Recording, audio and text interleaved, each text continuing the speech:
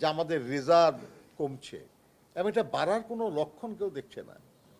ঋণ করে বাড়ানোর চেষ্টা হচ্ছে এবং বাংলাদেশ ব্যাংকের রেফারেন্স দিয়ে বলা হচ্ছে যে তারা আশা করছে যে IMF এর পরের কিস্তিটা পেলে রিজার্ভটা কিছু বাড়বে। তার মানে ঋণ করে রিজার্ভ বাড়ানো, এটা কতটা রিজার্ভ ভাবা দরকার। আমার সম্পদ কত,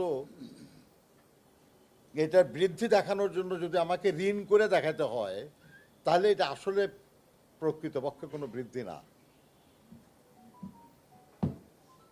আমাদের প্রবাসী আয় কমে যাচ্ছে,